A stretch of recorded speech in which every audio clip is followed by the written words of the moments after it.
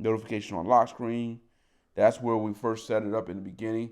If you decide later on you want to make some changes, you can make some changes there.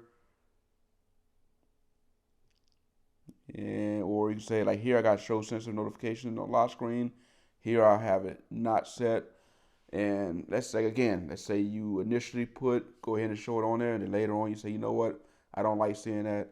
This is where you can adjust and turn it off. So do not disturb. Now this is one of those things that may come beneficial to you. So when you turn do not disturb on, it's meant to just not allow you to be disturbed at all. Now, there are some instances where some phone calls, no matter what time of day, no what time of night, you want to be disturbed. For example, if you have a teenager, you got a kid out there and they're driving now, no matter what time of the day, you could be, no matter what you're doing, if that phone rings from that person, you want your phone to be disturbed. And so you can actually go in there, click people, and decide who phone calls from which person will just interrupt that do not disturb. Same thing could be if you have a spouse or significant other, that would be perfect for that. So that's where that comes in handy. Same thing with apps. If there's a certain app that you want to, if a notification come on that app, you want it to be disturbed or to disturb you out of no matter what you do, you can do that from there. Alarms work as well, and I actually do have it set up for alarms and other interactions, or interruptions. And you see, here I have alarms in media sounds. Now, why is that important for media sounds? There are times when I'm at the gym and I'm watching, let's say, a movie. I don't want every time I'm watching a movie on a treadmill or something, every time a notification come up, it's just taking me out of the the movie time. So I'll turn those notifications off. But I still want my media sound to be coming through my headset. So that will be that where that comes in. Another thing will be a good example of what I said earlier. A lot of times I'll go to work, I have do not disturb mode on because I don't want to hear pings every 5 minutes. So I'll have that on sometimes. But alarms will work, and that's where I wanted to let me know to clock in. So you can adjust what sounds come in, which comes out. Same thing if you want, just because you turn your volumes off or turn do not disturb off, you still want to be able to hear the clicking sound and have the feedback. You can adjust that here. So let's go back. Let's go back. Let's see, what else do we want to go down? Let's see, hide silent notification in status bar. So what is that? Let's take a look. So when you turn that on, so when you have hide silent notification in status bar, if you have a silent notification or something that's silent that you have set as a silent notification, it will not show up on your status bar. So that's what that is for. I had to think about that for a second. Allow notification snoozing. So what is that for? Let's just say you got a message from a buddy say, hey, hit me up after the gym, or hey, I need this from you as soon as you get back from the gym or whatever you're doing, and you don't want to forget about that. So what you can do is hit snooze, so that you set that for maybe 30 minutes or so. So that when you leave the gym, 30 minutes later, it'll come back through like a new notification. So it's almost like a reminder. Hey, this new notification just reminds you to do this. So that's where that comes in handy. So let me go back. See what else that's going to be coming. Battery. So this right here is going to be where you can turn on battery saving mode. And battery saving mode will be, for example, if you're looking at trying to get through the rest of the day, this is going to come in handy for someone that work outside.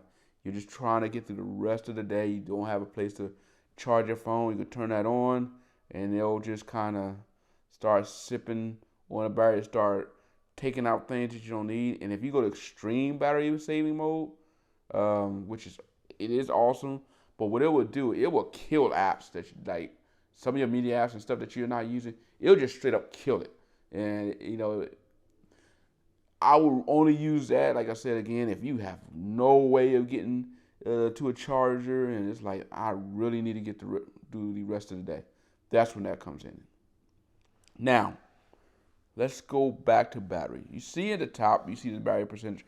A lot of times when you get it straight out of the box, it looks like this. So if you want to turn that or that percentage on, so you can see exactly how much percentage you have, this is actually the place where you can turn that on, so it shows your battery percentage. For me, I love that. I like to know exactly where I'm at. I know you can kind of look at the phone and kind of gauge somewhere in the middle, but I like to know exactly where I'm at. So 65%, that tells me exactly or close to where I'm at than the little bar. Now, some people, they don't want the extra space taken up. You're good to not have that. So this is how you would turn it back off. So let's go back and see what else we can do. Storage.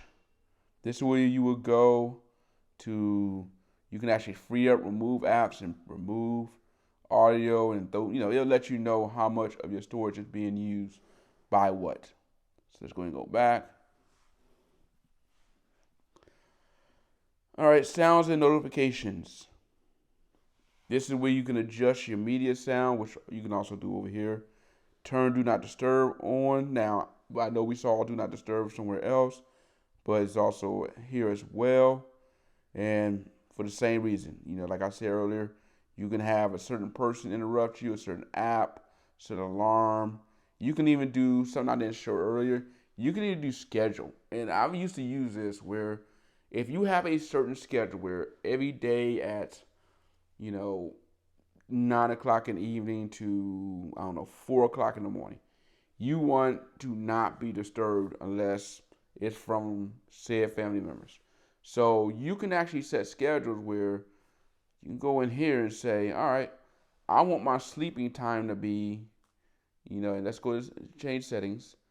You can say, all right, so on Sunday, you can say, all right, between Sunday and Saturday, my sleep schedule starts at 10 in the evening, and I wake up and stuff. So from 10 in the evening to 7 a.m., do not bother me. Now, for some people, if you work night shift, you may have to flip that. But that may be your sleep schedule. So you can actually set it where once you turn that on and use the schedule, you ain't got to worry about going in and hitting Do Not Disturb. You can leave it alone, and it'll automatically put your phone in Do Not Disturb mode during that schedule setup. So that's where that comes in handy. And you can have it where the only thing that that can override that is an alarm clock. Again, if you like, hey, I want my alarm clock to wake me up, then that will come in. Or you can just turn that off in general. So, we can also go back to default if need be. But I'm going to turn it off for a second because I'm good. And you can do the same thing for gaming. You can have a set, if you're playing games, and you can turn that on if I'm playing a game or doing something I don't want to be disturbed. You can set that for that. So let's go back. Let's go live caption. So this you can turn on to where if you're watching a video or whatever you're listening to, it also pop up as a caption where it's showing, it being typed up in the background. And you can go in here, you can hide profanity if you want that or turn that on. You turn on the labels of, it's laughter, applause, whatever. So it's come a long way where this is a feature you need to use. You may find that helpful. Is there anything else we want? Now I'm playing. Let's go back to that. Now, this is where we first set this up at the beginning. Let's just say that earlier you forgot to turn it on. This is where you would go to turn it back on or to turn it on. And you can get it to identify your song. You can have it set as a notification. Now I'm playing history.